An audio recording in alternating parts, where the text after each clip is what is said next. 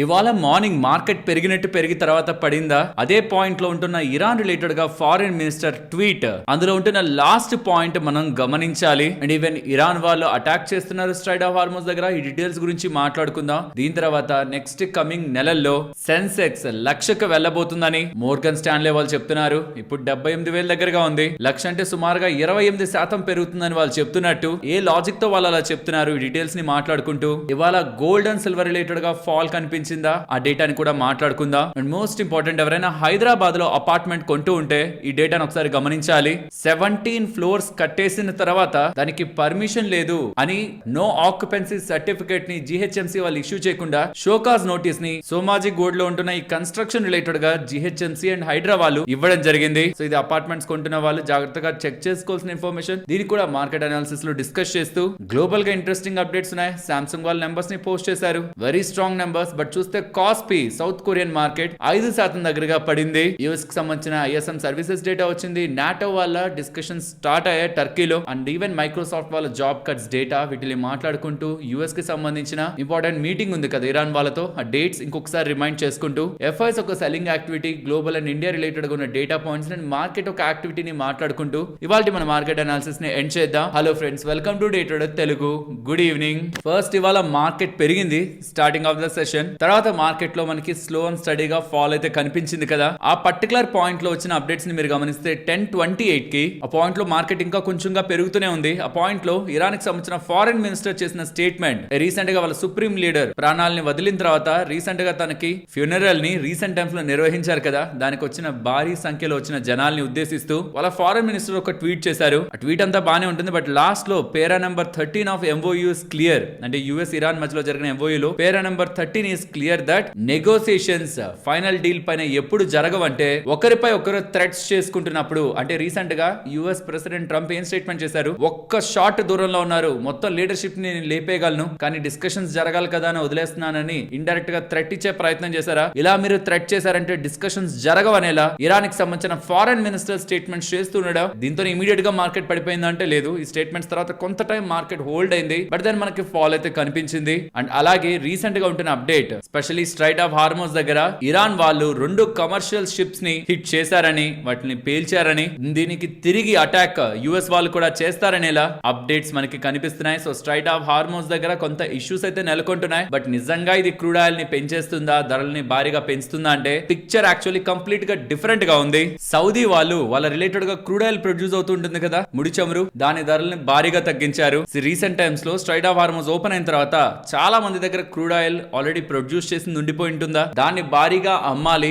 ఇంకా వాళ్ళ దగ్గర హోల్డ్ చేసుకుంటే వాళ్ళకు కూడా స్టోరేజ్ కాస్ట్ పెరుగుతుంది. కాబట్టి ప్రెసెంట్ సప్లై చాలా ఎక్కువ ఉండడం, డిమాండ్ దానికంటే తక్కువ ఉంటుండడం, మార్కెట్ షేర్ ని గెయిన్ అవడానికి మేము ఇంకా ధరను తగ్గించి అమ్ముతాం, కావాలంటే మా దగ్గర నుంచి కొనుక్కోండి అనేలా సౌదీ వాళ్ళు ఏషియన్ కంట్రీస్ కి చెప్తున్నారు. సో స్ట్రైట్ ఆఫ్ హార్మోస్ దగ్గర ఇష్యూ ఉంటున్నా ఇంకా షిప్స్ పాస్ అవుతూ ఉండడం, స్ట్రైట్ ఆఫ్ హార్మోస్ బ్లాక్ అవ్వలేదు కదా, ఇష్యూస్ ఉంటున్నాయి, షిప్స్ మీద అటాక్ జరుగుతున్నాయి, but still straight of Hormuz దగ్గర నుంచి మిగిలిన షిప్లు, అనుమతి ఉన్న షిప్స్ అన్ని పాస్ అవుతూ ఉండడం, ఎవరైతే క్రూడ్ ఆయిల్ ని ఆల్రెడీ అధికంగా ప్రొడ్యూస్ చేసి ఉంచుకున్నారో వాళ్ళు ధరలను తగ్గించి మరి అమ్మాలని చూస్తూ ఉండడం, క్రూడ్ ఆయిల్ ధరలు ఏమంత పెద్దగా రియాక్ట్ అవ్వలేదు. ఈవెన్ ఇండియా కూడా, మన ఇండియన్ రిఫైనర్స్ ఉన్నారు కదా, ఆయిల్ ని రిఫైనింగ్ చేసే companies like Reliance, even HPCL, BPCL, IOC, వీళ్ళందరికీ కూడా ఇండియా ఏమని చెప్తుందంటే గెట్ రెడీ, ఇరానియన్ ఆయిల్ మనకి రావచ్చు, యుఎస్ వాళ్ళు వేవియర్ ని ఎక్స్టెండ్ చేయొచ్చు, మీరు రెడీగా ఉండండి ఆయిల్ ని ప్రాసెస్ చేయడానికి అని ఇలా చెప్తుంది. ఇక్కడ మీరు స్క్రీన్ మీద గమనించండి, ఇప్పటి వరకు మనకి రీసెంట్ టైమ్స్ లో ఎక్కువగా ఆయిల్ ని ఇచ్చింది రష్యా వాళ్ళు. ఈ orange colour mark thick white colour లో ఉంది చూసారా, అది ఇరాన్ ది.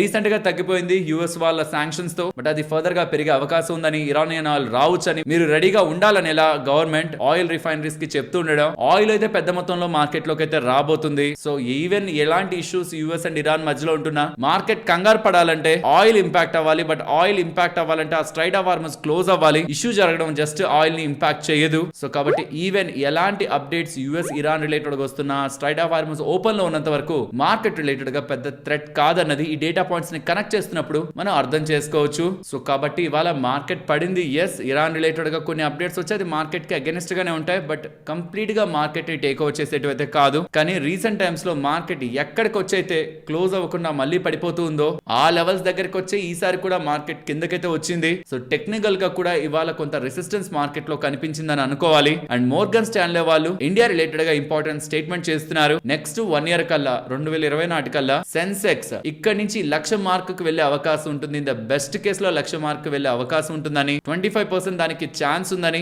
లేదు ఇన్ ద కన్సర్వేటివ్ మోడ్ లో చూసిన 89,000 కి జూన్ 2027 లోపు వెళ్లే అవకాశం ఉంటుందని, because of valuation comfort, present Indian market కుంటున్న valuation comfort and robust domestic growth ఇక్కడ చూడాలి, study global growth, lower oil prices along with RBI and government related policy support, coming times లో ఇండియన్ మార్కెట్స్ రిలేటెడ్ గా better view వాళ్ళకి కనిపిస్తుందని చెప్తూ statements మంచిగా చేసే ప్రయత్నం చేశారు. కానీ గుర్తుంచుకోవాల్సింది ఇదే మోర్గన్ స్టాన్లీ వాళ్ళు గతంలో ఇండియన్ నిఫ్టీ రిలేటెడ్ గా, సెన్సెక్స్ రిలేటెడ్ గా చేసిన టార్గెట్స్ ఇంకా మార్కెట్ అయితే వెళ్ళలేదు. But as in between US Iran related గా వార్ వస్తున్నా వాట్ ఎవర్ దేర్ ప్రొజెక్షన్స్ ఇవన్నీ ఎప్పుడు హోల్డ్ అవుతాయంటే ఈ మధ్యలో ఎటువంటి అన్సర్టనిటీస్ రానప్పుడు, సడన్ గా మాన్సూన్స్ అనా లేకపోతే యుఎస్ ఇరాన్ క్రైసిస్ అనా ఇంకేదైనా డిఫరెంట్ క్రైసిస్ ఇండియా రిలేటెడ్ గా ఎవాల్వ్ అవుతున్నప్పుడు ఈ రిపోర్ట్స్ రిలేటెడ్ గా అజంప్షన్స్ అన్ని చేంజ్ అవుతాయి కాబట్టి వీటి ఒక వ్యాలిడిటీ అనేది పోతుంది. బట్ యాజ్ ఆఫ్ నౌ ఉంటున్న మార్కెట్ కండిషన్స్, మార్కెట్ ఒక వాల్యుయేషన్స్, కమింగ్ టైమ్స్ లో మార్కెట్స్ బాగా పెరుగుతాయని ఒక ఒపీనియన్ లో మోర్గన్ స్టాన్లీ వాళ్ళనైతే ఉంచుతున్నాయి. అండ్ ఈ డేటాను ఒకసారి చూడాలి. FPIs foreign portfolio investor recent times లో ఎక్కువగా financial, construction, consumer services, consumer durables వీటిలో అమ్ముకుంటూ వచ్చారా. కానీ లాస్ట్ 15 డేస్ డేటాని మీరు చూసారంటే, అంటే జూన్ 15, 16 నుంచి జూన్ ఎండింగ్ వరకు డేటాను చూసారంటే మళ్ళీ బ్యాంక్స్ లోకి భారీగా వాళ్ళు పెద్ద మొత్తంలో డబ్బులు తెస్తున్నట్టు, ఎక్కడెక్కడైతే అమ్మేశారో అక్కడ మళ్ళీ డబ్బులు పెడుతున్నట్లు కనిపిస్తుంది. స్టిల్ వాళ్ళు అమ్ముతున్న సెక్టార్స్ ఏంటో తెలుసా, అమ్ముతున్న స్టాక్లు ఏంటో తెలుసా, automobile, capital goods, oil and gas, power, metal and mining. అక్కడ కూడా స్టిల్ ఈ రీసెంట్ టైమ్స్ లో సెల్ ఆఫ్ అయితే కనిపిస్తుంది. కానీ ఫైనాన్షియల్ సర్వీసెస్ లోకి మళ్ళీ డబ్బులు వస్తున్నట్లయితే మనకు అర్థమవుతుంది. సో ఇవాళ ఐటీ స్టాక్లు అయితే మనకి పెరిగాయి బికాస్ నెంబర్స్ ఉన్నాయని చెప్పాను. థర్స్డే రీసెంట్ టైమ్స్ లో భారీగా పతనం అయ్యాయి. హెచ్సిఎల్ రిలేటెడ్ ఒక ఇంట్రెస్టింగ్ డీల్ వచ్చింది, హెచ్సిఎల్ టెక్నాలజీస్ రిలేటెడ్ గా. సో ఏ మాత్రం కొంత బెటర్ నెంబర్స్ ఉంటాయనుకున్నా, ఆర్ అట్లీస్ట్ కొంత బెటర్ హోప్, పాజిటివ్ గా బ్రీజ్ ఉంటుంది, ఎయిర్ ఉంటుంది అనుకున్నా, ఖచ్చితంగా అంత పడినవి ఎంతో కొంత పెరగాలి కాబట్టి మార్కెట్ ముందుగానే దాన్ని కొంచెం పైకి లేపే ప్రయత్నం చేస్తుంది. థర్స్డే జూలై 9th నెంబర్ రావడం స్టార్ట్ అవుతుంది టీసీఎస్ ది. ఆ numbers average to above average ఉన్నా చాలు మార్కెట్ ఒక బేస్ అయితే అక్కడ దొరుకుతుంది. దాన్ని ఎక్స్పెక్ట్ చేసే రీసెంట్ టైమ్స్ లో ఐటీస్ అయితే కొంత రికవర్ అవుతూ ఉన్నాయి. ఫైనాన్షియల్స్ లో కూడా ఎఫ్ఐఎస్ డబ్బులు తెస్తున్నట్లు కనిపిస్తుంది. And recent numbers banking space related గా నెంబర్స్ కూడా ఎక్స్ట్రాడినరీగా ప్రతి ఒక్క దాని రిలేటెడ్ గా సూపర్ గా లేకపోతున్నా majority of numbers banking space related గా బెటర్ గానే ఉన్నాయి. So with banking IT support market stabilize అయ్యే అవకాశం ఉంది ఇఫ్ టీసీఎస్ రిలేటెడ్ గా నెంబర్స్ బాగుంటే. ఏ మాత్రం అక్కడ కన్సర్న్స్ కనిపిస్తున్నా అనేది కొంత డిసప్పాయింట్మెంట్ అయితే అవుతుంది. ఐటీ స్పేస్ రిలేటెడ్ ఒక చిన్న హోప్ తో లేస్తుంది కదా మొత్తం ఇండెక్స్ అంతా, దానికి సపోర్ట్ ఈ నెంబర్స్ లో కనిపించాలి. అండ్ ఇది మార్కెట్ అనాలిసిస్ కి ఎటువంటి సంబంధం లేదు కానీ జస్ట్ ఎందుకో షేర్ చేద్దాం అనిపిస్తుంది. ఇది చూడండి, ఒక చైనా అఫీషియల్ $325 మిలియన్ బ్రైబ్ లంచం తీసుకున్న దానికి తనకి మరణ శిక్షను విధించారు. లంచం తీసుకున్న దానికి మరణ శిక్ష $325 మిలియన్. ఇది ఫైనాన్షియల్ ప్లాట్ఫామ్స్ అనే కాదు అన్ని మీడియా ఛానల్స్ లో కూడా కొంత హైలైట్ అవుతుంది. సో దట్ ఈ అప్డేట్స్ చూసిన మిగతా వాళ్ళు లంచం తీసుకోవాలంటే డెఫినెట్ గా ఆలోచిస్తారు కదా. అది ఆల్మోస్ట్ తను 30 సంవత్సరాల నుంచి లంచం తీసుకుంటున్నాడు, 3 decades నుంచి లంచం తీసుకుంటున్నాడు. బట్ ఫైనలీ దొరికేసరికి చైనా తీసుకున్న హార్ష్ స్టెప్ అయితే ఇది. చాలా మంది దీన్ని వ్యతిరేకిస్తున్నారు, అంత హార్ష్ గా తీసుకోవాల్సిన అవసరం లేదు, ఏదైనా జైలుకి పంపించినా సరిపోయిండేదని. బట్ అక్కడ లాస్ అయితే దీన్ని చాలా సివియర్ గా చూస్తున్నట్లు కనిపిస్తుంది. అండ్ దీనిపై మీ అభిప్రాయం ఏంటి? లంచం తీసుకున్నందుకు ఇలాంటి శిక్షలు రైట్ అని మీరు భావిస్తున్నారా? ఇక ఫర్దర్ అప్డేట్ చూస్తే హైదరాబాద్ లో 17 ఫ్లోర్స్ ఒక పెద్ద స్టోరీడ్ అపార్ట్మెంట్ కట్టిన తర్వాత, బిల్డింగ్ కట్టిన తర్వాత హుస్సేన్ సాగర్ ని ఫేస్ చేస్తుంటుంది. Raj Bhavan road, Somajiguda, Hyderabad near park hotel దగ్గర ఈ పర్టికులర్ ప్రాపర్టీ ఉంది. ఆల్మోస్ట్ 17 ఫ్లోర్స్ కట్టిన తర్వాత present GHMC and even Hyderabad వచ్చి ప్రాపర్ ఇన్ఫర్మేషన్ ని హైడ్ చేసి మీరు పర్మిషన్స్ ని తెచ్చుకున్నారు. సో కాబట్టి మీకు నో అబ్జెక్షన్ సర్టిఫికేట్ మేము ఇవ్వాలనుకోవట్లేదు. ఈవెన్ నోటీస్ ని కూడా ఇష్యూ చేశారు. బిల్డింగ్ పర్మిషన్ రిలేటెడ్ గా కూడా ఎందుకు క్యాన్సిల్ చేయకూడదనేలా షోకాజ్ నోటీస్ ని కూడా ఇష్యూ చేస్తూ HYDRAA and GHMC revenue department వాళ్ళు ఇన్స్పెక్షన్ చేశాక యాక్షన్ తీసుకోవడం జరిగింది. సో ఇప్పుడు ఆల్రెడీ దాని రిలేటెడ్ గా డబ్బులు కట్టిన వాళ్ళు ఉంటారు, మరి వాళ్ళ పరిస్థితి అది పక్కన పెడితే ప్రాపర్ ఇన్స్పెక్షన్స్ జరుగుంటే స్టార్టింగ్ లోనే ఇలాంటి స్టేజ్ కి అది వెళ్లేది కాదు. సో కాబట్టి ఎవరైనా ప్రాపర్ గా అపార్ట్మెంట్స్ ని కానీ హైరైజ్ బిల్డింగ్స్ ఏదైనా ఫ్లాట్ ని కానీ కొంటుంటే సరేలే వాళ్ళకి వాళ్ళ పర్మిషన్స్ తెచ్చుకుంటారు, వాళ్ళకి వాళ్ళు అన్ని చూసుకొని ఉంటారని కాకుండా మీ అంతటిగా మీరు కూడా కొంత రీసెర్చ్ చేసి ఎక్కడైనా మీకు కొంచెం రెడ్ అలర్ట్ అని అనిపిస్తుంటే కొంచెం పక్కన ఉండే ప్రయత్నం చేయండి. మీరు ఒకసారి రెవెన్యూ డిపార్ట్మెంట్ దగ్గరికి వెళ్ళి పర్టికులర్ జోన్ ఏమైనా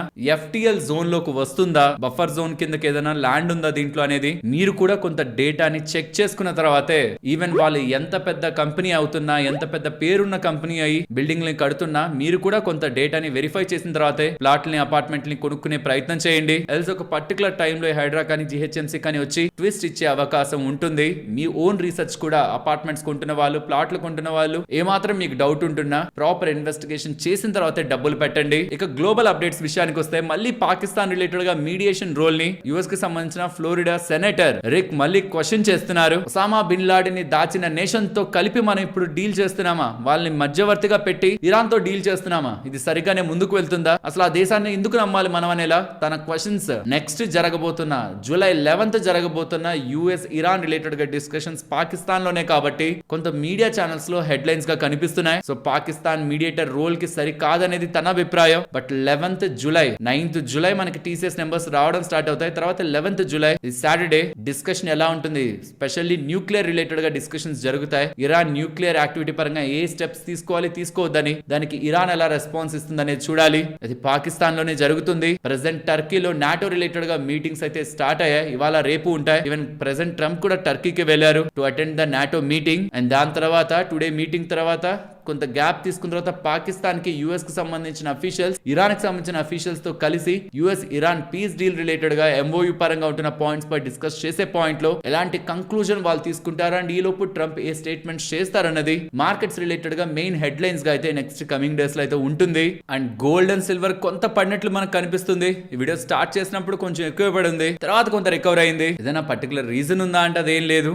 రీసెంట్ టైమ్స్ లో గోల్డ్ అండ్ సిల్వర్ లో కొంత స్ట్రాంగ్ గా మనకి పైకి పెరగడం కనిపించింది. ఇప్పుడు కొంత కూల్ ఆఫ్ అవుతున్నట్లుంది. దానికి మించి యుఎస్ కి సంబంధించి వచ్చిన ఐఎస్ఎం సర్వీసెస్ డేటా డౌనే వచ్చింది జూన్ కి సంబంధించి. అది యాక్చువల్లీ వీటికి పాజిటివ్ గానే ఉండాలి. సో కాబట్టి గ్లోబల్ గా ఎటువంటి వీటి పరంగా నెగిటివ్ అప్డేట్స్ అయితే లేవు. నెక్స్ట్ మైక్రోసాఫ్ట్ వాళ్ళు ఆల్మోస్ట్ 4800 జాబ్స్ కట్ చేశారని, వాళ్ళ ఎక్స్బాక్స్ డివిజన్ ఉంది కదా, వీడియో గేమ్స్ ఆడుతున్న వాళ్ళకి తెలుసుంటుంది. ప్లే స్టేషన్ సోనీకి సంబంధించింది, ఎక్స్బాక్స్ మైక్రోసాఫ్ట్ వాళ్ళకి సంబంధించింది. ఆ పర్టికులర్ డివిజన్ రిలేటెడ్ గా వాళ్ళు కొంత ఆపరేషన్స్ ని డౌన్ గ్రేడ్ చేస్తూ ఉండడం. యాక్చువల్లీ వాళ్ళు ఒక పెద్ద అక్విజిషన్ చేశారు, ఆల్మోస్ట్ $69 బిలియన్ పెట్టి బ్లిజార్డ్ వాళ్ళని అక్విజిషన్ చేశారు. ప్లే స్టేషన్ నిటెండో వాళ్ళతో కాంపీట్ అవుదామని, బట్ ఆ గ్యాప్ ని వీళ్ళు ఫిల్ చేయలేకపోయారు. కాబట్టి దాని రిలేటెడ్ గా ఆపరేషన్స్ రిలేటెడ్ గా ఆల్మోస్ట్ 4800 దగ్గరగా ఎంప్లాయీస్ ని తీసేస్తూ 4 స్టూడియోస్ ని అమ్మేసి ఎంటైర్ డివిజన్ నే తగ్గించేద్దాం, హెవీ కాస్ట్ అయిపోయి తగ్గించేద్దాం అని వాళ్ళు డెసిషన్ తీసుకుంటూ ఉండడం. ఆల్మోస్ట్ వాళ్ళు ఈ ఇయరే $190 బిలియన్ దగ్గరగా ఏ రిలేటెడ్ గా ఫండింగ్ చేస్తున్నారు. కాబట్టి ఇంకెక్కడి నుంచి వాళ్ళు ఫండ్స్ ని సేవ్ చేయగలరన్నప్పుడు గేమింగ్ డివిజన్ నుంచి డౌన్ గ్రేడ్ చేసి ఫండ్స్ ని సేవ్ చేయగలరని వాళ్ళకి అనిపిస్తూ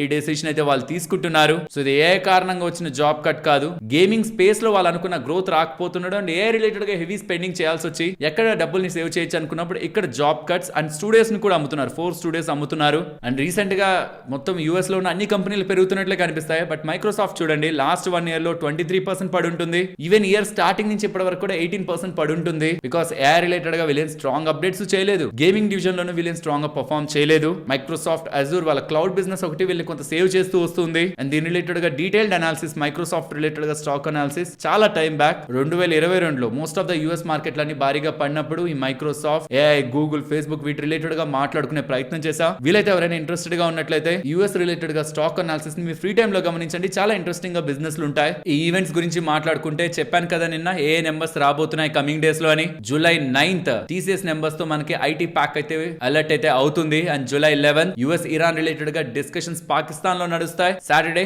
ప్రాబబ్లీ సండే మనకి ఏదైనా ఇంట్రెస్టింగ్ అప్డేట్స్ వచ్చే అవకాశం ఉంటుంది. And 28th and 29th July US కి సంబంధించిన ఫెడ్ మీటింగ్ ఒక అప్డేట్స్ మనకు వస్తాయి. అండ్ ఇప్పుడే ఎఫ్ఐడిఐ డేటా అప్డేట్ అవుతుంది. ఎఫ్ఐఎస్ ఇవాళ 393 crore కి కొంటున్నారు. జూలై 2nd అనుకుంటాను వాళ్ళ నెట్ లాంగ్స్ షార్ట్స్ అనుకుంటే 91% దగ్గర నెట్ షార్ట్స్ ఉన్నాయి. స్లోగా 90కి వచ్చాయి, స్లోగా ఇప్పుడు 89 దగ్గర ఉన్నాయి. సో వాళ్ళు షార్ట్స్ ని కవర్ చేసుకుంటున్నారు, బట్ అగ్రెసివ్ షార్ట్ కవరింగ్ కనిపించట్లేదు. సో బై దట్ డేటా ఇంకా రేంజ్ బౌండ్నెస్ మార్కెట్ లో ఉంటుంది, భారీగా ఏం పెరిగిపోదనే ఒక కాన్ఫిడెన్స్ ఎఫ్ఐఎస్ లో అయితే కనిపిస్తుంది. ఒకవేళ పైకి వెళ్తూ 200-day మూవింగ్ యావరేజ్ క్రాస్ అయితే మేబీ వాళ్ళు అలర్ట్ అయ్యే అవకాశం ఉంది. 24,870 నిఫ్టీకి సంబంధించిన 200-day మూవింగ్ యావరేజ్ అది. ప్రెసెంట్ ఇవాళ 393 crore కి ఎఫ్ఐఎస్ పాజిటివ్ సైడ్ ఉన్నారు. ఫ్రెండ్స్, ఇలా మార్కెట్ లో ఉంటున్న టోటల్ డేటాని సింప్లిఫై చేస్తూ వీడియో మీ ముందుకు తీసుకురావడానికి మేము ఎఫర్ట్స్ పెట్టామని మీరు అనుకుంటూ ఉంటే మన వీడియోని ఒక లైక్ చేస్తూ పెడుతున్న ఎఫర్ట్స్ ని ఎంకరేజ్ చేయండి. అండ్ స్టాక్స్ గురించి మాట్లాడుకునే ముందు మీకు గుర్తుందా, ఈ బ్లూ క్లౌడ్ సాఫ్ట్ టెక్ అనే కంపెనీ ₹21 కంపెనీ 20% పెరిగింది.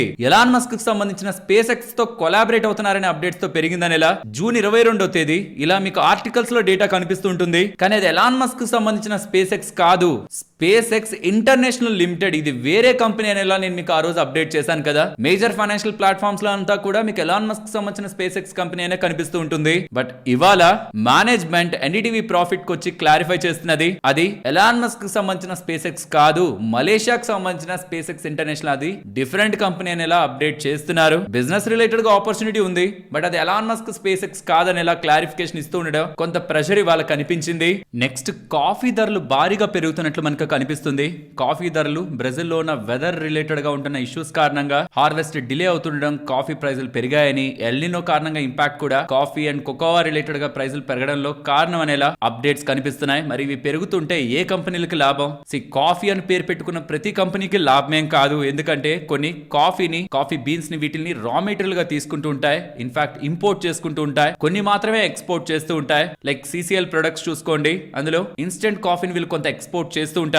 సో కాఫీ బీన్ ప్రైజులు పెరిగితే అది కస్టమర్స్ కూడా పాస్ చేస్తూ ఉంటారు. వెరాజ్ వింటేజ్ కాఫీ వాళ్ళు ఉన్నారు చూసారా, వీళ్ళు instant coffee manufacturer and exporter కూడా, ప్రైవేట్ లేబుల్ బిజినెస్ కూడా వాళ్ళకు ఉంది, value added business and branded products ఉన్నాయి. సో వీళ్ళకి కూడా ఇది అడ్వాంటేజ్ అవుతుంది కాఫీ ప్రైజులు పెరగడం. నెక్స్ట్ ట్రెండ్ గురించి మాట్లాడుకోవాలి. ఇవాళ ఒక పెద్ద యాక్సిడెంట్ జరిగింది కంపెనీలో, భారీగా పడింది కదా. కారణం 19% రెవెన్యూ గ్రోత్ ని వీళ్ళు పోస్ట్ చేశారు. ఈవెన్ మార్కెట్ ఎక్స్పెక్ట్ చేసినది 22 to 25% రేంజ్ లో ఈసారి ఉంటుంది గ్రోత్ అని. ఒక పాయింట్ లో మీరు గమనించండి, ఆల్మోస్ట్ 60% నుంచి 50 నుంచి 40 నుంచి 30 నుంచి 20s నుంచి బిలో 20కి ఫాల్ అయ్యి రీసెంట్ టైమ్స్ లో కొంత రికవరీ ఉంటుందని మార్కెట్ ఎక్స్పెక్ట్ చేస్తూ 22 to 25% అయినా గ్రోత్ ఉంటుంది అనుకుంటే వీళ్ళు మళ్ళీ 19% సేల్స్ గ్రోత్ ని డెలివర్ చేస్తూ 1 స్టోరే వెస్ట్ సైడ్ లో యాడ్ చేస్తూ 19 స్టోర్స్ జూడియోలో యాడ్ చేస్తున్నారని ఇలా అప్డేట్ చేస్తుండడం.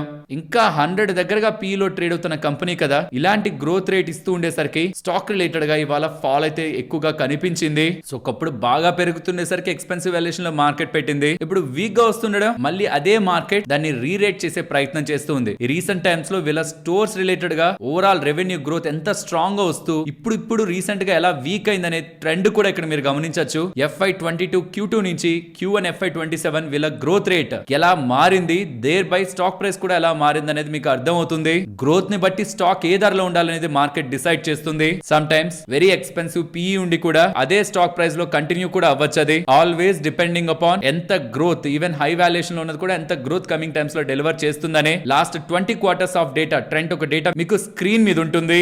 రీసెంట్ టైమ్స్ లో చాలా వరకు ప్రజల దగ్గర నుంచి ఇథనాల్ ఒక బ్లెండింగ్ మీద అసహనం, ఈవెన్ సోషల్ మీడియాలో వాళ్ళ వ్యతిరేకత క్లియర్ గా గవర్నమెంట్ కి అర్థమవుతుండేసరికి E20 వేరియంట్స్ అయితే రీసెంట్ టైమ్స్ లో పట్టుకొచ్చేసారు. E25 రిలేటెడ్ గా వేరియంట్స్ ని తీసుకురావడంలో మాత్రం, అంటే ఇథనాల్ ఒక బ్లెండింగ్ 25% కి తీసుకువెళ్ళడంలో మాత్రం గవర్నమెంట్ కొంత స్లో అయ్యే అవకాశం ఉందని, because of public concerns, mileage కానీ వెహికల్ క్యాపబిలిటీ కానీ, ఆల్రెడీ ఉన్న వెహికల్స్ కి ఇంపాక్ట్ అవుతున్న విధానం కానీ, మైలేజ్ తగ్గిపోతూ ఉండడం కానీ, పబ్లిక్ దగ్గర నుంచి నిరసనలు వస్తూ ఉండడం కొంత దీన్ని స్లో చేసే అవకాశం గవర్నమెంట్ కనిపిస్తున్నట్లు మనకు అప్డేట్స్ అయితే కనిపిస్తున్నాయి. కొంతమంది సోషల్ మీడియాలో కామెంట్స్ చూస్తున్నాను, మాకు ఎటువంటి ఇంపాక్ట్ మా వెహికల్ రిలేటెడ్ గా కనిపించట్లేదని. కానీ మీది కొత్త వెహికల్ అయి ఇథనాల్ రిలేటెడ్ గా అది ఆల్రెడీ క్యాపబుల్ అయి ఉంటే, బ్లెండింగ్ ని బేర్ చేసే క్యాపబిలిటీ ఉండింటే మీకు పెద్ద ఇంపాక్ట్ కనిపించలేదేమో. పాత వెహికల్స్ కి ఇంపాక్ట్ క్లియర్ గా ఉంటుంది. ఇన్ఫాక్ట్ పాత వెహికల్స్ వాడుతూ రీసెంట్ టైమ్స్ లో పెట్రోల్ కారణంగా, మీరు ఫిల్ చేసిన ఫ్యూల్ కారణంగా మైలేజ్ డ్రాప్ అవడం, వెహికల్ రిలేటెడ్ గా ఎటువంటి డామేజెస్ ఉంటున్నా ఒకసారి కామెంట్ సెక్షన్ లో చెప్పండి. ఇప్పుడు షేర్ చేసిన డేటా మీకు వాల్యుబుల్ గానే అనిపించిందా? అనిపిస్తే మన వీడియోని తప్పకుండా లైక్ చేయండి. నెక్స్ట్ ఇవాళ మీరు స్విగ్గీని గమనించారా? స్టాక్ ఇవాళ భారీగా పెరిగింది కదా. కారణం వీళ్ళకి ఇంట్రెస్టింగ్ అప్డేట్స్ చేస్తున్నారు. అండ్ ఇంకొక అప్డేట్ కూడా ఉంది, మాట్లాడుకుందాం. వీళ్ళు ఇప్పుడు ఎక్స్చేంజెస్ కి ఏం చెప్తున్నారంటే, మా కంపెనీలో లెస్ దాన్ 50% మాత్రమే ఫారెన్ ఓనర్షిప్ ఉంది, అంటే మేము IOCC అని చెప్తున్నారు, Indian owned and controlled company అని అప్డేట్స్ చేస్తున్నారు. సో రీసెంట్ రోడ్ షోస్ లో, అంటే వాళ్ళ బిజినెస్ ఇలా ఉంటుంది అండ్ నెక్స్ట్ కమింగ్ టైమ్స్ లో గ్రోత్ ఇలా ఉంటుందని వీళ్ళు చెప్తున్న దాంట్లో సాలిడ్ కామెంటరీ స్విగ్గీ దగ్గర నుంచి కనిపించిందని. అండ్ రీసెంట్ టైమ్స్ లో జొమాటోకి స్విగ్గీకి మధ్య గ్యాప్ కూడా చాలా పెరిగింది. మీరు గమనిస్తే జొమాటో భారీగా పెరుగుతున్నా స్విగ్గీ అక్కడక్కడే ఉండిపోయింది. సో వీటి మధ్యలో ఉన్న గ్యాప్ చాలా ఎక్స్టెన్సివ్ గా క్రియేట్ అవుతూ ఉండడం. అండ్ IIFL వాళ్ళు కూడా ఇక్కడ నుంచి భారీగా పెరుగుతుందని ఎస్టిమేట్స్ తో వాళ్ళ టార్గెట్ ని చెప్తూ ఉండడం. And most important, recent times లో ఎక్కువ పడిన తర్వాత కంపెనీ కూడా పెద్దగా పెరగకపోతుండడం, ఇవన్నీ కూడా కలిసి వస్తూ ఉండేసరికి ఇవాళ కంపెనీ 7% దగ్గరగా పెరిగింది. ప్రైమరీగా వాళ్ళ దగ్గర నుంచి ఉంటున్న అప్డేట్ అయితే ఇది. ఇవాళే వాళ్ళు ఎక్స్చేంజెస్ కి అప్డేట్ చేశారు. నెక్స్ట్ KP గ్రీన్ గురించి మాట్లాడుకోవాలి. వీళ్ళకి 240 crores విలువ చేసే ఆర్డర్స్ మల్టిపుల్ సెగ్మెంట్స్ నుంచి లభించాయి. సోలార్ ప్రాజెక్ట్స్ నుంచి 116 crores విలువ చేసే ఆర్డర్, క్రాష్ బ్యారియర్ దగ్గర నుంచి 76 crore, ప్రాజెక్ట్స్ రిలేటెడ్ గా RSJ పోల్స్ రిలేటెడ్ గా 16 crores, pre engineered buildings related గా 11 crore, ట్రాన్స్మిషన్ టవర్స్ రిలేటెడ్ గా 8 crore, ఇలా మల్టిపుల్ ఆర్డర్స్ KP గ్రీన్ వాళ్ళకి లభించాయనేలా అప్డేట్ చేశారు. నెక్స్ట్ హిటాచీ ఎనర్జీ గురించి మాట్లాడుకోవాలి. వీళ్ళు తమిళనాడు గవర్నమెంట్ తో 1000 కోట్లకు సంబంధించిన ఎంఓఈని కుదుర్చుకున్నారు. చెంగల్ పట్టులో వీళ్ళ మ్యానుఫ్యాక్చరింగ్ యూనిట్ రిలేటెడ్ గా అండ్ పొరూరులో వీళ్ళ జీసీసీ రిలేటెడ్ గా ఎక్స్పాన్షన్ పరంగా ఆల్మోస్ట్ దీని కారణంగా ఒక 1000 మందికి ఎంప్లాయ్మెంట్ దొరుకుతుందని హిటాచీ ఎనర్జీ వాళ్ళు అప్డేట్ చేస్తున్నారు. ఆల్సో సిటీ వాళ్ళు హిటాచీ ఎనర్జీ రిలేటెడ్ ఒక ఇంట్రెస్టింగ్ రిపోర్ట్ ని కూడా రిలీజ్ చేశారు. అంటే వాళ్ళ దృష్టిలో ఇక్కడ నుంచి 51% పెరుగుతుందనేలా వాళ్ళ అంచనా. రీసెంట్ కరెక్షన్ చైనా వాళ్ళని ఇండియాలోకి అలౌ చేస్తున్నారు. స్పెషల్ ఇండియాలో మ్యానుఫ్యాక్చరింగ్ ఉంటున్న వాళ్ళకి బెనిఫిట్ ఉండబోతుంది. ఇండియాలో ఉంటున్న ఈ కంపెనీస్ కి పర్టికులర్ గా హెచ్విడిసి రిలేటెడ్ గా బిజినెస్ ఉంటున్న కంపెనీస్ కి డిసడ్వాంటేజ్ ఉంటుందని స్టాక్స్ లో కరెక్షన్ కనిపించిందా? అదేం లాంగ్ టర్మ్ ఇంపాక్ట్ కాదనేది సిటీ వాళ్ళ అభిప్రాయం. అండ్ వాళ్ళు రిలీజ్ చేసిన నోట్ ని కూడా ఇక్కడ మీకు స్క్రీన్ ముందు ఉంచుతున్నాను. నెక్స్ట్ టెక్స్మాకో రైల్ వీళ్ళకి 71 crores విలువ చేసే order central warehouse corporation వాళ్ళ దగ్గర నుంచి లభించిందని, నెక్స్ట్ 180 days లో దీన్ని ఎగ్జిక్యూట్ చేస్తారని వీళ్ళు అప్డేట్ చేశారు. నెక్స్ట్ లేటెంట్ వ్యూ అనలిటిక్స్ గురించి మాట్లాడుకోవాలి. వాళ్ళ స్టాక్ పెరిగింది కదా, దీనికి కారణం వీళ్ళు ఆంథ్రోపిక్ సంబంధించిన క్లాడ్ ఉంటుంది కదా, దాని పార్ట్నర్ నెట్వర్క్ లో జాయిన్ అయ్యారని, దీంతో ఎంటర్ప్రైజ్ ఏఐ క్యాపబిలిటీస్ వీళ్ళకి సంబంధించినవి స్ట్రెంథన్ చేసుకొని వీళ్ళ క్లయింట్స్ కి క్లాడ్ పవర్డ్ ఏఐ సొల్యూషన్స్ ని వీళ్ళు అందిస్తారని, intelligent automation agentic workflows production scale లో వీళ్ళు ఇంట్రడ్యూస్ చేసి fast growing enterprise generative AI business segment లో వీళ్ళు సర్వీసెస్ ఇవ్వబోతున్నారని ఇలా అప్డేట్స్ వస్తూ ఉండడం స్టాక్ రిలేటెడ్ గా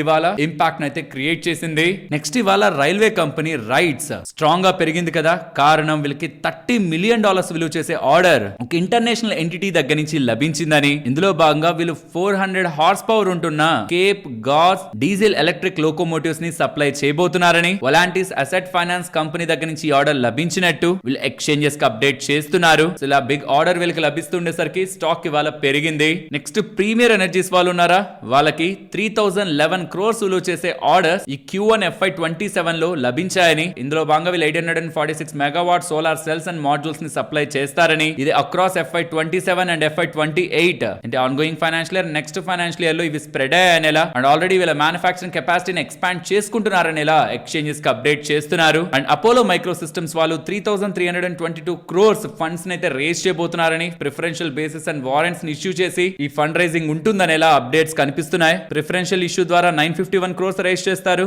416 రూపీస్ 60 పైసల లెక్కన షేర్స్ ని ఆల్మోస్ట్ 2,28,00,000 షేర్లు ని ఇష్యూ చేసి నాన్ ప్రమోటర్స్ కి ఇష్యూ చేసి రైస్ చేస్తారని, వారెంట్స్ ద్వారా 2371 crores రైస్ చేస్తారని, with the same price 416 rupees 60 పైసల లెక్కన 93 అలాటీస్ కి వారెంట్స్ ని ఇష్యూ చేసి డబ్బులు రైస్ చేయబోతున్నట్లు అపోలో మైక్రో సిస్టమ్స్ వాళ్ళు చెప్తున్నారు. అండ్ కొచ్చిన్ షిప్ యార్డ్ లో ఇంకొక ఓఎఫ్ఎస్ గవర్నమెంట్ దగ్గర నుంచి రాబోతుంది. 5% స్టేక్ ని ఓఎఫ్ఎస్ రూట్ లో కొచ్చిన్ షిప్ యార్డ్ రిలేటెడ్ గా గవర్నమెంట్ అమ్మాలని చూస్తున్న అప్డేట్స్ కనిపిస్తూ ఉండడం, ఫ్లోర్ ప్రైస్ కూడా 1400 రూపీస్ పర్ షేర్ గా డిసైడ్ అవుతూ ఉండడం, నిన్నటి క్లోజింగ్ ప్రైస్ స్టాక్ ది 1500 రూపాయలు, 1400 రూపీస్ ఫ్లోర్ ప్రైస్ అనేసరికి స్టాక్ ఇవాళ భారీగా పడి 5% దగ్గరగా నష్టంలో ముగిసింది. ఈవెన్ ఇన్వెస్టర్స్ కూడా మన దగ్గర ఉంటున్న షేర్స్ ఎందుకు, ఇంకా దానికి తక్కువగానే ఓఎఫ్ఎస్ లో కొనుక్కోవచ్చు కదా అని అనుకుంటారు. కానీ ఫ్లోర్ ప్రైస్ కే దొరకాలని లేదు, దానికి పైనే ఫైనల్ క్లియరింగ్ ప్రైస్ ఉండే అవకాశం ఉంటుంది. అండ్ ఇవాళ నాన్ ఇన్స్టిట్యూషనల్ ఇన్వెస్టర్స్ కి, రేపు రీటైలర్స్ కి జూలై 8th పార్టిసిపేట్ చేయాలనుకుంటే చేయొచ్చు ఓఎఫ్ఎస్ లో. నెక్స్ట్ జూబిలెంట్ ఫుడ్ వర్క్స్ వాళ్ళు నెంబర్స్ ని పోస్ట్ చేశారు. మార్కెట్ ఎక్స్పెక్టేషన్స్ కి నియర్ గానే నెంబర్స్ ఉన్నాయి. ఇంటర్నేషనల్ బిజినెస్ కొంత వీక్ గా ఉంటున్నా, స్పెషల్లీ టర్కీలో వీళ్ళ సేల్స్ వీక్ గా ఉంటున్నా, ఓవరాల్ డేటా మార్కెట్ కి నియర్ గానే ఉంది. కన్సాలిడేటెడ్ రెవెన్యూ 14% గ్రో అయింది. అండ్ డామినోస్ ఇండియా రిలేటెడ్ గా గ్రోత్ వీళ్ళు సేమ్ స్టోర్ సేల్స్ గ్రోత్ కాదు కదా ఇచ్చేది, like for like LFL 2.5% grow అయింది. ప్రెసెంట్ డామినోస్ రిలేటెడ్ గా 58 స్టోర్స్ యాడ్ చేసుకున్నారు. దీంతో 2513 అవుట్లెట్స్ దగ్గరగా డామినోస్ రిలేటెడ్ గా ప్రెసెంట్ వీళ్ళకి ఉన్నాయి. ఓవరాల్ మార్కెట్ ఎక్స్పెక్టేషన్స్ కి నియర్ గా డేటా ఉంది. Next Kalyan jeweller numbers market expectations కి బిలో నెంబర్స్ ఉంటున్నాయి. స్పెషల్లీ ఇండియా గ్రోత్ మ్యూటెడ్ గా ఉంది. స్టోర్ ఎడిషన్ కూడా స్ట్రాంగ్ గా లేదు. 38% Q1 గ్రోత్ మనకు కనిపిస్తుంది రెవెన్యూ పరంగా. Same store sales growth 28%. Overall 12 Kalyan stores ని, షోరూమ్స్ ని వీళ్ళు లాంచ్ చేశారు. 5 క్యాండిడేట్ స్టోర్స్ ని వీళ్ళు లాంచ్ చేశారు. బట్ వీళ్ళు చెప్తున్నది Q2 FY27 మంచిగానే స్టార్ట్ అయిందని, ఇంకా మంచిగా కొత్తగా షోరూమ్స్ ని యాడ్ చేస్తారు అప్కమింగ్ ఫెస్టివ్ సీజన్ కోసం అనేలా వీళ్ళు అప్డేట్ చేస్తున్నారు. మిడిల్ ఈస్ట్ కారణంగా ఇంపాక్ట్, ఆ వార్ కారణంగా కొంత international revenues and business impact అయ్యాయని అప్డేట్స్ అయితే కనిపిస్తున్నాయి. ఎస్టర్డే మనకి టైటాన్ రిలేటెడ్ గా స్టెలార్ పర్ఫార్మెన్స్ కనిపించింది. దాంతో కంపేర్ చేస్తే కళ్యాణ్ రిలేటెడ్ గా ఉంటున్న గ్రోత్ మార్కెట్ కి అయితే సాటిస్ఫాక్షన్ క్రియేట్ చేయలేదు. So Kalyan jewellers, Titan and P and Gadgil ఈ 3 నెంబర్స్ రిలేటెడ్ గా కంపారిజన్ ఇక్కడ మీకు స్క్రీన్ ముందు పెడుతున్నాను. సో అప్పుడు అర్థమవుతుంది ఎందుకు కళ్యాణ్ జ్యువెలర్స్ రిలేటెడ్ గా నెంబర్స్ తో, స్పెషల్లీ టైటాన్ నెంబర్స్ తర్వాత వచ్చిన కళ్యాణ్ జ్యువెలర్ నెంబర్స్ తో మార్కెట్ ఎందుకు డిసప్పాయింట్ అయిందని. అండ్ నెక్స్ట్ కమింగ్ టైమ్స్ లో మణిపాల్ హాస్పిటల్స్ రిలేటెడ్ గా బిజినెస్ చేసే మణిపాల్ హెల్త్ వాళ్ళు మార్కెట్ లో IPO వచ్చేందుకు ప్రయత్నిస్తున్నట్లయితే మనకు అప్డేట్స్ కనిపిస్తున్నాయి. Almost 8000 crore IPO coming times లో దీని దగ్గర నుంచి హిట్ అవబోతుంది. నెక్స్ట్ ఇన్ఫో ఎడ్జ్ వాళ్ళు మంచి బిజినెస్ డేటాని పోస్ట్ చేస్తున్నారు. ఎస్పెషల్లీ ఐటీ స్టాక్స్ అని కూడా కొంత వీక్ అవుతున్న తరుణంలో వీళ్ళ రిలేటెడ్ గా చూడండి, రిక్రూట్మెంట్ సొల్యూషన్స్ ఆల్మోస్ట్ 17.5% దగ్గరగా పెరుగుతుంది. 99 ఎకర్స్ రిలేటెడ్ గా కూడా 16.6% గ్రోత్. అవే కదా వీళ్ళ రిలేటెడ్ గా కీ బిజినెస్ లు, వీటి రిలేటెడ్ గా స్ట్రాంగ్ గ్రోత్ వీళ్ళు పోస్ట్ చేస్తూ ఉండడం కంపెనీ వాళ్ళ బాగా పెరిగింది. సరే మరి నేనుండనా, మరొక ఇంట్రెస్టింగ్ వీడియోతో మళ్ళీ మీ ముందుకు వస్తాను. అంతవరకు టేక్ కేర్, జై హింద్.